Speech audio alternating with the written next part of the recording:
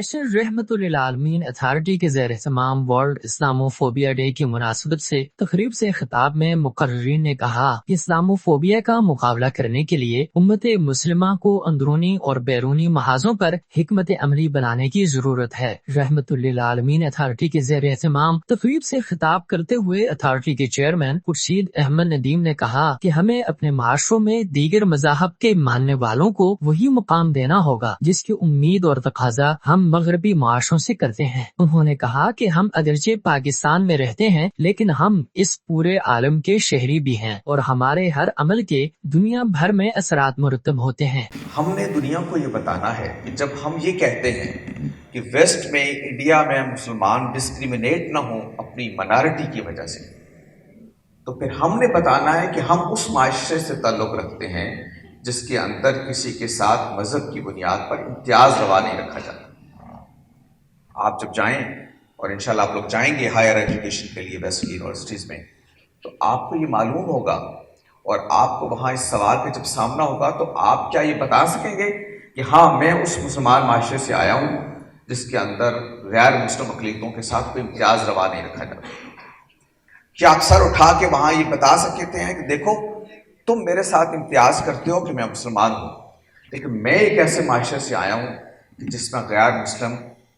اسی آزادی کے ساتھ جیتے ہیں جس آزادی کے ساتھ مسلمان جیتے ہیں۔ تقریب سے خطاب کرتے ہوئے اسلام و نظریاتی کونسل کے چیئرمین پروفیسر ڈاکٹر طبلہ ایاز نے کہا کہ اسلاموفوبیا کی تاریخ رسول اللہ صلی اللہ علیہ وآلہ وسلم کے اعلان نبوت کے ساتھ ہی شروع ہو گئی تھی اور اس دنیا میں پہلا اسلاموفوب ابو جہل اور ابو لہب تھا۔ انہوں نے کہا کہ اسلاموفوبیا کو علمی بیانیہ دے کر نوجوان نسل کے ذہنوں میں تشکیک پیدا کرنے کی کوششیں جاری ہیں۔ ویسٹ کو کس طرح سمجھایا جا سکتا ہے، ویسٹ کی اصطلاح کیا ہوگی کہ اس اصطلاح کے ساتھ ہم ان کے ساتھ بات کریں اور ان کو بتائیں کہ آپ کا یہ خوف یا آپ کی یہ نفرت بے جا ہے۔ جب تک ہم ان کی اصلاحات کو نہ سمجھیں، جب تک ہم اس کی سائیکالوجی کو نہ سمجھیں، جب تک ہم ان کی جو ذہنی تشکیل ہے اس کو سمجھنے کی کوشش نہ کریں، آکسیڈنٹلزم کی طرح، آکسیڈنٹلزم کے عنوان کے تحت یا ویسٹرن اسٹڈی کے عنوان کے تحت، اس وقت تک ہم زیادہ پائیدار طریقے کے ساتھ یا مؤثر طریقے کے ساتھ اسلاموفوبیا کو کامبیٹ نہیں کر سکتے۔ تقریب کے مہمان خصوصی اسپیشل سیکرٹری وفاقی وزارت تعلیم و پیشہ ورانہ تربیت محی الدین احمد وانی نے کہا کہ اسلاموفوبیا ایک نفسیاتی مرض ہے جس کی زیادہ تر ذمہ داری جہاں اغیار پر ہے وہیں کچھ محاذ اپنوں نے بھی کھولے ہیں۔ ہمیں مسلم معاشروں میں بھی اصلاح کی تحریک شروع کرنے کی ضرورت ہے۔ انہوں نے کہا کہ رسول اللہ صلی اللہ علیہ وآلہ وسلم نے ایک ایسا معاشرہ قائم کیا جس کا امتیاز امن، انصاف، احترام اور ہم آہنگی کا فہم تھا۔ اسلام کا جو خوبصورت چہرہ ہے وہ اپنے کردار کی اصلاح کے بعد ہی آپ پیش کر سکیں گے۔ تو ہمارے جو کریکلم کی بات کی ہے، کیریکٹر بلڈنگ بڑی ضروری ہے۔ بچوں کو سچ اور جھوٹ کا بتایا جائے، صفائی اور غیر صفائی کا بتایا جائے، کلائمیٹ چینج پہ اس کو گائیڈ کیا جائے،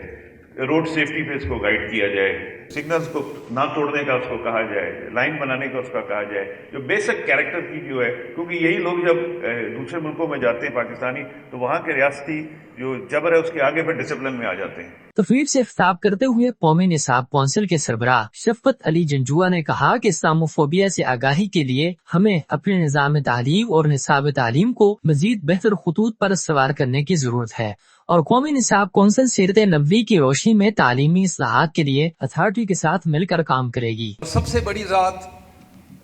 وہی ہے جو ہمارا خالق ہے، ہمارا مالک ہے۔ تو جب خالق نے صرف اسی کو روزی نہیں دیتا جو اس کو مانتا ہے، وہ سب کا خالق اور مالک ہے، تو ہمیں بھی اپنی سوچ میں تھوڑی سی وہ چیز لانی چاہیے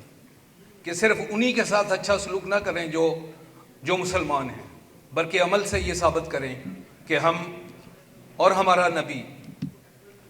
رب العالمین ہے اور نبی اکرم صلی اللہ علیہ وسلم رحمت للعالمین ہے، تو ہماری جو سوچ کا دائرہ ہے وہ وسیع ہو۔ نیشنل سکلز یونیورسٹی کے وائس چانسلر پروفیسر ڈاکٹر محمد مختار نے کہا ہمیں اپنے نوجوان کو سیرت کے عملی قالب میں ڈھالنا ہے۔ معروف صحافی اور اینکر سبوق سید نے تقریب سے خطاب کرتے ہوئے کہا کہ پورے پاکستان کے دینی مدارس اور تعلیمی اداروں میں رحمت للعالمین یوتھ کلب بنائے جا رہے ہیں تاکہ نئی نسل کے ذہنوں میں پیدا کیے گئے شکوک اور شبہات کا جواب دیا جا سکے۔ انہوں نے کہا کہ سوال کا جواب ہوتا ہے اور جواب دلیل سے دیا جانا چاہیے۔ تشدد، نفرت اور بائیکاٹ جہالت زدہ معاشروں کی علامات ہیں۔ ہمارا جو نوجوان ہے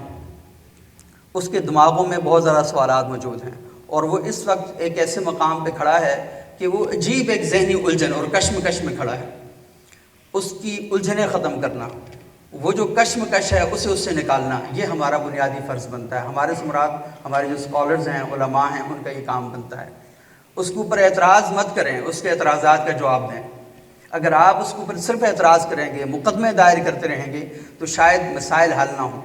مسائل حل کرنے ہیں تو ڈائلاگ کا راستہ اختیار کریں، ان کے ساتھ کمیونیکیٹ کریں، ان کے ساتھ محبت سے بات کریں۔ تو آپ کے پاس اگر سوالات کے جوابات نہیں ہیں تو آپ کی جامعات بانجھ ہو چکی ہے، اس کا مطلب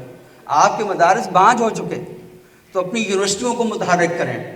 اپنے مدارس کو ایکٹیو کریں، ان کو بتائیں کہ آپ کے سامنے نئے دور کے سوالات جو ہیں وہ کیا کھڑے ہوئے ہیں، اور ان سوالات کے جوابات دینے کے لیے آپ کو نوجوانوں کے ساتھ انٹریکٹیو سیشن کرنے پڑیں گے۔ تقریب کی نظامت کرتے ہوئے ڈائریکٹر رحمت للعالمین اتھارٹی سہیل بن عزیز نے کہا کہ نوجوانوں کو میڈیا لٹریسی سمیت دیگر فنون سیکھنے چاہیے تاکہ عہد حاضر کے معاشی اور سماجی مسائل سے نبرد آزما ہو سکیں۔ تقریب میں رحمت للعالمین اتھارٹی کے ڈائریکٹر جنرل ظفر محمود ملک سمیت مختلف تعلیمی اداروں اور جامعات کے اساتذہ اور طلبہ بھی شریک تھے۔